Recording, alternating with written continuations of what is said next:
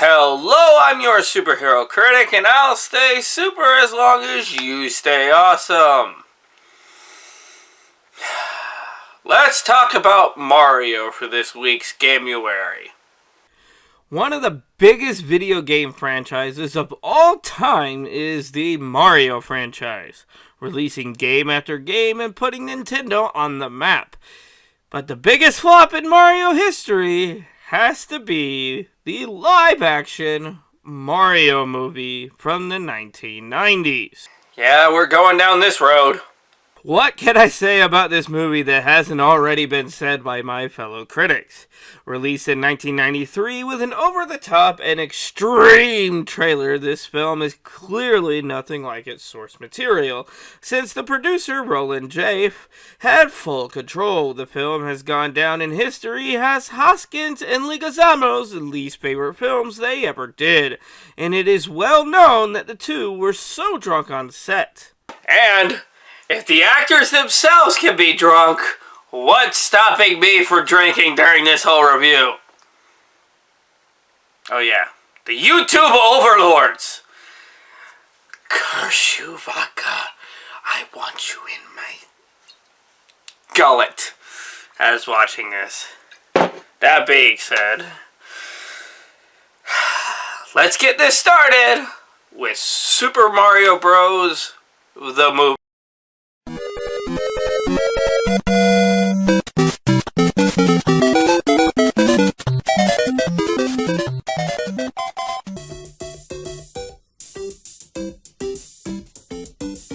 Alright, we get game music right off the bat! No people went around hassling them because they were... Why does this intro look like the Land Before Time video game? I am not okay! The narrator talks about how dinosaurs used to rule the Earth, but then the meteor that struck Earth actually sent the dinosaurs into an alternate dimension instead. That is the most aggressive and extreme title card I've ever seen. We go to 20 years ago when a woman drops an egg off at the orphanage where the nuns are in awe, like they are about to make the biggest omelet ever before Koopa kills the mother and the egg hatches. Take that, creationism!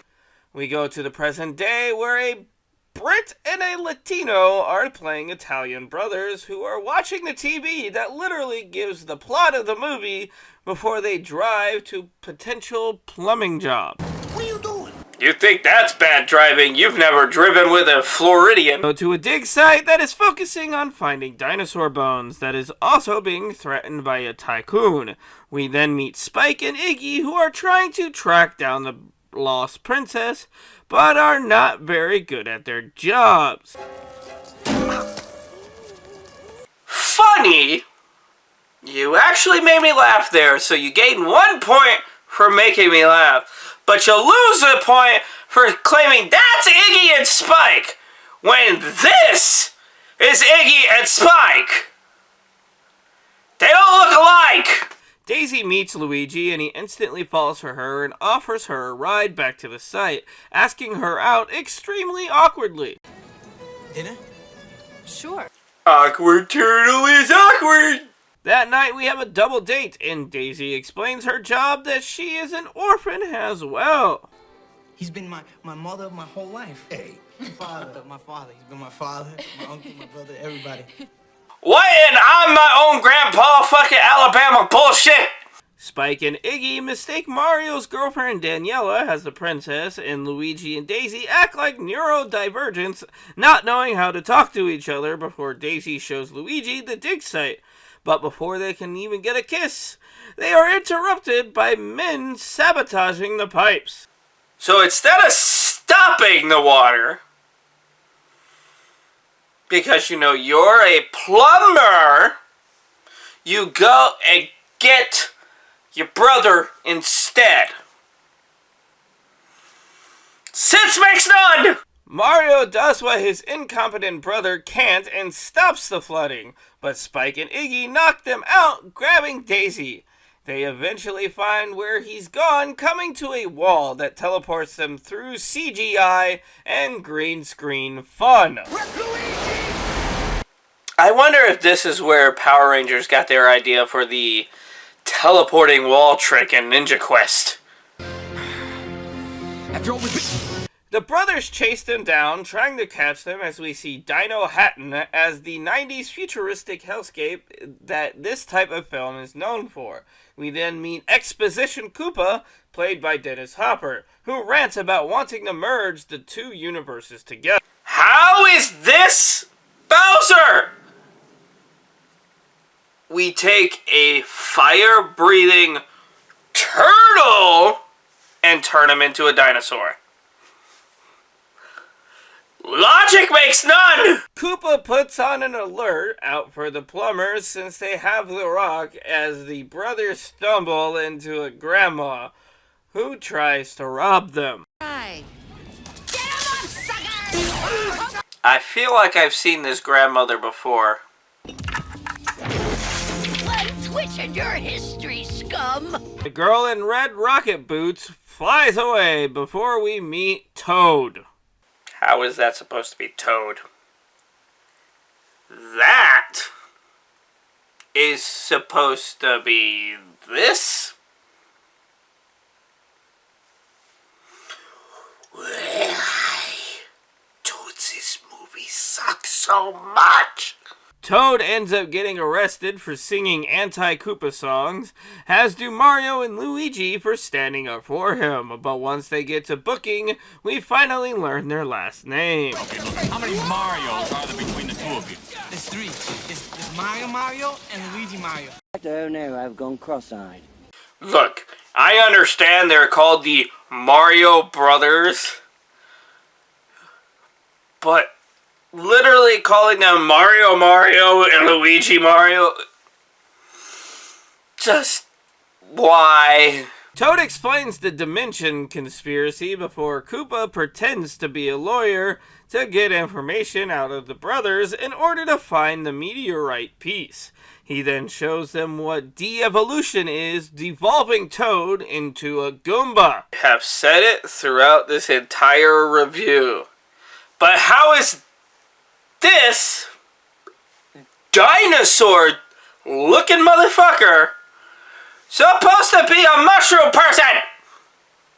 That is a Goomba! What is wrong with you? The brothers attack Koopa to get away, and they begin their breakout, leading to a crazy zipline scene, followed by an even crazier car chase that goes from a double-decker car to busting through an unfinished tunnel.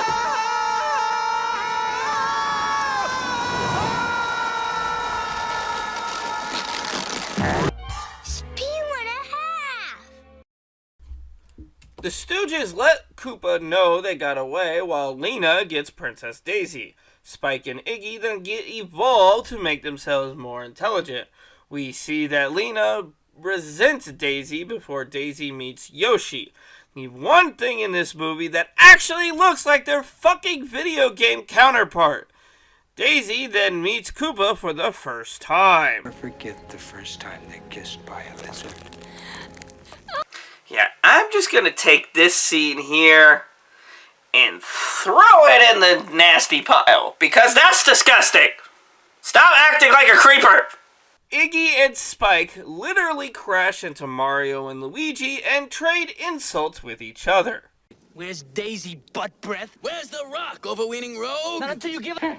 Here goes, gackface. I'm ready, hose brain. The four discuss what's going on and agree to trade the necklace for Daisy, attacking the guards outside of the city that I'm assuming are supposed to be Shy Guys.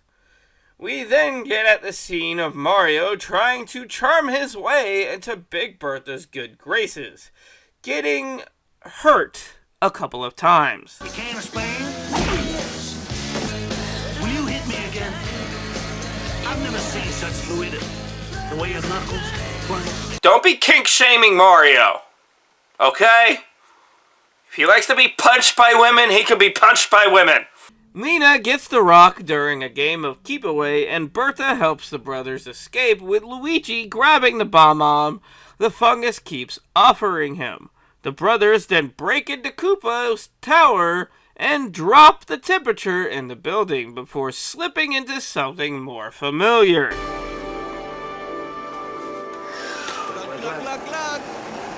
At least they get their fucking suits right eventually. But holy crap, none of the characters look like what they represent in the game. This movie started a down spiral of writers ignoring source material in video game films. It's taking us so long for people to actually care what they're representing. Lena continues her own plans with an assassination attempt on Daisy, who is saved by Yoshi, while the brothers distract an elevator full of Goombas with soothing music. Meanwhile, Daisy runs into Iggy and Spike, saving them from Goombas, so in return, they introduce her to her father. Your father. The fungus. You're not my father! The brothers get stuck in a fungus-filled elevator shaft while Daisy helps them find her, and Mario learns about Daniela. Oh, how's Daniela? Is she alright? Daniela. I promise to take it away. Well, I hear this year's WrestleMania is gonna be a little bit rocky. Lena loses the rock as Mario rescues the girls by using a giant mattress down the ventilation shaft, bursting through the pipes into the city, landing in front of Luigi and Daisy. Koopa pulls a gun on them, but with a quick thinking uses the rocket's boots. The fight goes to a showdown to Koopa and Mario fighting on equipment, with Koopa dropping the meteorite, which Lena then uses to put into the meteor. Man, she sure makes an impression. God damn it, Luigi, stop doing my job! This merges the universes together, and Koopa attacks the humans, instantly turning him into a monkey. But Mario uses the mushrooms to save himself before the universes are unmerged again. This pisses off Koopa, but a combination of the de-evolution guns and the bomb sends him flying, turning him into a humongous creature until he collapses.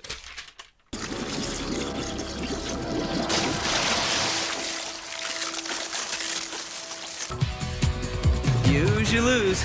The world then celebrates Koopa's defeat. The king returns to normal. Daisy chooses to stay in her own kingdom, despite how Luigi feels about her. And our movie ends with a huge sequel bait that I am so grateful never happened. This movie is terrible. Obviously, this film was a massive flop, only making $38 million back against a $48 million budget. It has been on many worst film ever lists, yet some people, like my own brother, still see it as a so bad it's good film. It does have a webcomic sequel, but we would not see another Nintendo-owned film until we got the animated Mario film in 2023. And frankly, I don't know why people actually like this film. I can't stand this movie. But we're gonna continue 1 week of Gamurary and see what is better when it's done in animation. I'm your superhero critic, and I'll stay super as long as you stay awesome.